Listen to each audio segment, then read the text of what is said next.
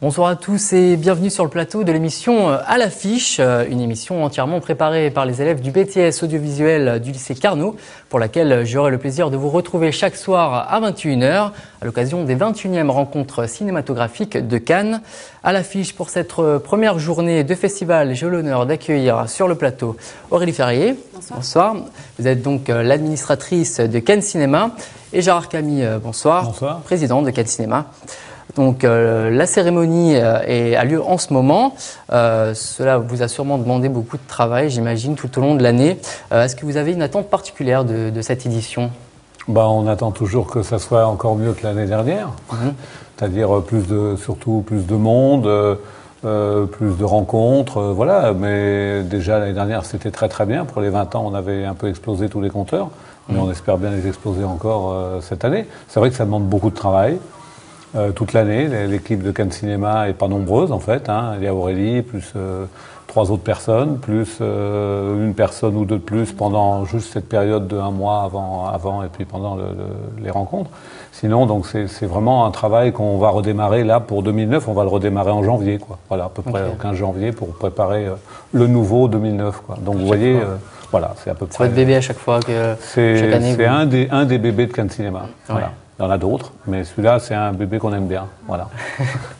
Alors, cette année, vous avez choisi un thème particulier, donc c'est le cinéma au secours de la planète, un thème qui a inspiré notre équipe de monteurs. Donc, tout de suite, je vous propose de regarder un petit clin d'œil sur la thématique de cette année.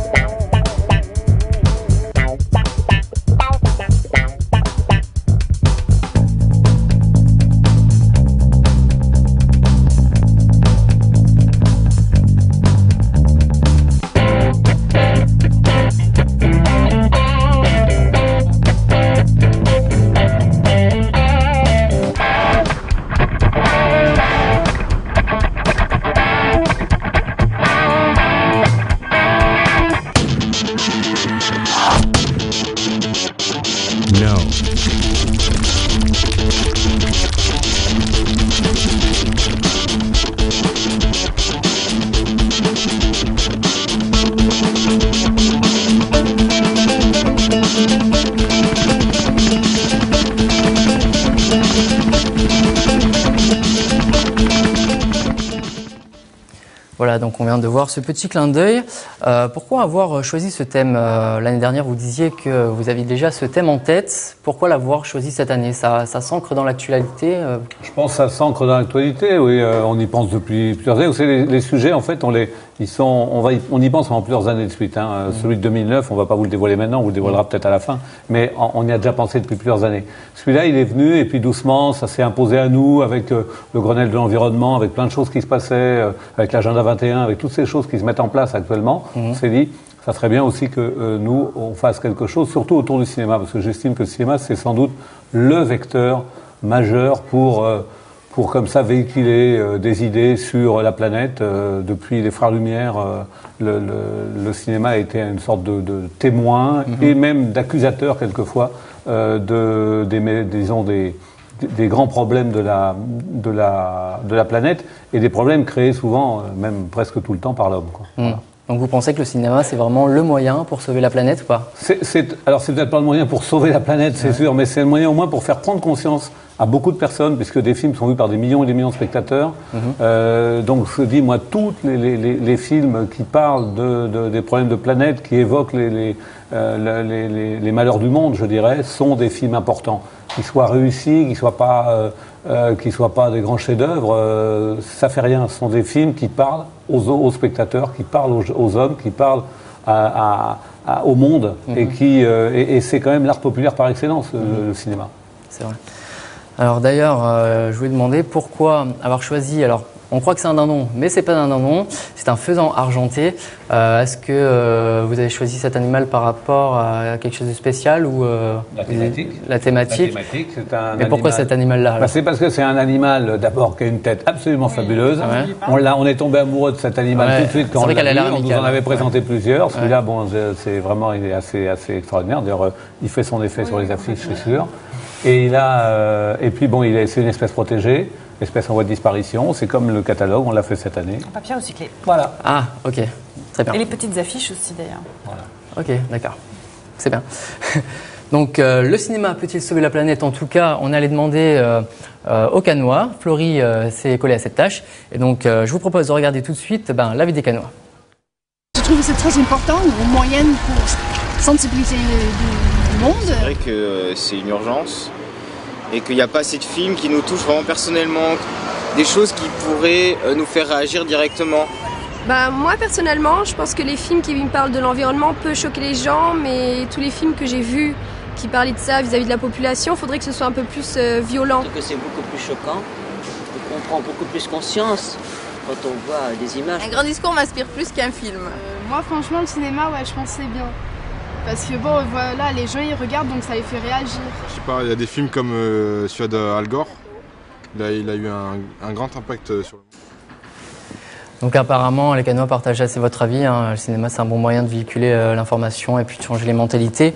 Parlons un petit peu de la programmation, Aurélie Ferrier. Qu'est-ce qui a changé par rapport à l'année dernière? Est-ce qu'il y a des nouveautés?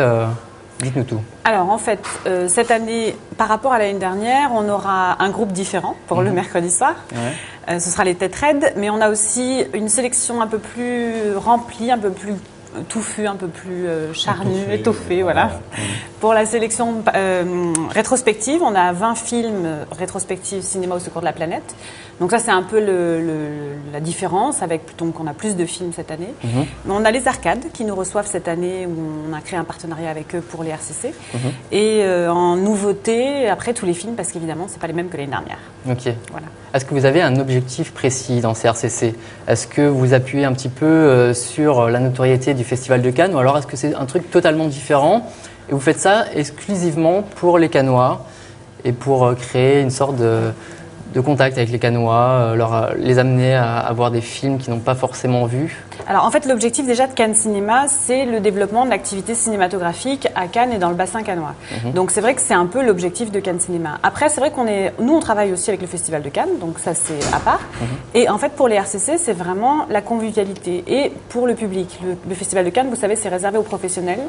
Et donc du coup, c'est vrai que le public n'a pas forcément sa part, à part Cannes Cinéphile. Il ne peut pas aller rencontrer les stars, rencontrer les professionnels, etc. Par contre, au RCC, ils peuvent.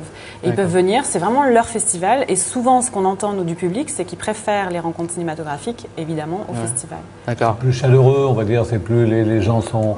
là, on va recevoir Marc Villalonga, on va recevoir Pierre William Glenn, on va recevoir après, à la fin, disons dans les dernières journées, les amis de Georges Lautner. Ils seront là. Il n'y aura pas de cordon de sécurité, il n'y aura pas quoi que ce soit. Ils pourront discuter à la sortie du film, ils pourront discuter, prendre un verre éventuellement à la licorne. Voilà, c'est ça aussi. C'est pour ça que ça s'appelle rencontre cinématographique. Donc c'est vraiment une porte ouverte sur le monde du cinéma et des professionnels du cinéma. Tout à fait. Okay. Donc, parmi les films projetés cette semaine, vous aurez l'occasion d'aller voir Soleil vert de Richard Fleischer, un monument du cinéma américain, donc avec Charlton Heston. Tout de suite, on regarde un petit extrait.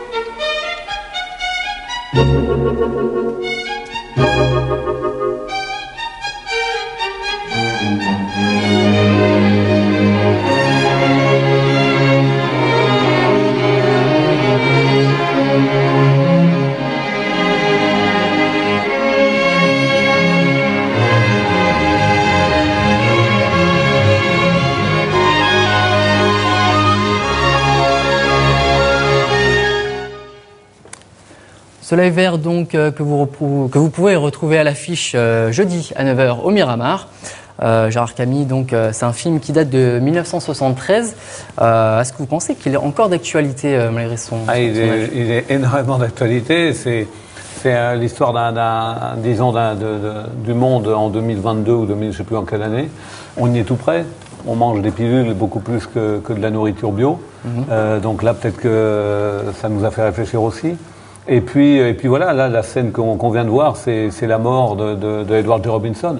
Enfin, en tout cas, du personnage joué par Edward G. Robinson, autre grand monument du cinéma avec Charlton Heston. Et cette mort, c'est tous ces souvenirs qui repassent. Et ces souvenirs, c'est bien sûr ces souvenirs d'une terre qui malheureusement n'existe plus, qui a été complètement saccagée par l'homme. Et voilà. Et Charlton Heston, qui est derrière, découvre cette terre que lui n'a jamais connue, quoi. Voilà. Okay. C'est un très très beau film qui, pour moi, n'a pas vieilli du tout. Alors après, les exégètes diront que c'est un film hollywoodien classique. Bon, ben voilà, mais un beau film hollywoodien classique, on dit que c'est beau, quoi. Aurélie Ferrier, on pourra retrouver aussi des films de cette valeur-là tout au long de cette semaine? Oui, en fait, dans la sélection rétrospective, on a quand même fait une sélection qui est assez belle et assez de très bonne qualité, donc ça vaut le coup. Ainsi que dans la sélection cinéma à la carte, ce sont des films récents, mais qui n'ont pas eu beaucoup de visibilité à Cannes. Et ensuite, évidemment, la sélection panorama des festivals, qui n'est pas vraiment sur ce thème, mais qui sont aussi des films de très bonne qualité. Donc, on peut toutes les RCC, en fait, il n'y a vraiment pas de problème. D'accord. Il n'y a que des bons films au RCC. Il n'y a que des bons films, parce que d'abord on fait des sélections draconiennes, avec sur des listes, on est plusieurs à faire ça. Et puis il y a Pierre de Gardebos qui choisit les films de la compétition. Et les films de la compétition, c'est 8 films qui ont eu des prix partout dans le monde, Venise, Sundance et tous les grands festivals. Donc ça ne peut être que des bons films, quoi, voilà. Okay. Donc il faut rien rater, absolument rien rater. Y aller du matin au soir. Donc les canards, en plus c'est pas cher du tout. C'est pas cher du tout. C'est pas cher. Pas. Alors on y va. Voilà, j'y vais. Voilà, donc c'est la fin de cette émission. Vous pouvez... Juste une petite chose. Bien sûr. Le premier clip que vous avez montré, je ne sais pas qui l'a fait, mais je l'ai trouvé très bien. Ah, ben voilà, petit message à celui qui a fait le clip. Bravo. Lucas Kiefer. Voilà, on pourra le remercier tout à l'heure. Donc voilà, c'est la fin de cette émission. Vous pouvez dès à présent jouer avec nous pour gagner des places pour assister au concert des Têtes Raides. Il suffit de répondre à cette question sur notre site internet. Quel est le nom scientifique du faisan argenté qui se trouve sur les affiches de ces 21e rencontres cinématographiques? Vous connaissez la réponse, ne dites rien. En tout cas, merci d'être venu sur le plateau. Merci et pour ma part, je vous retrouve demain, même endroit, même heure. Et puis bien sûr, bon festival à tous.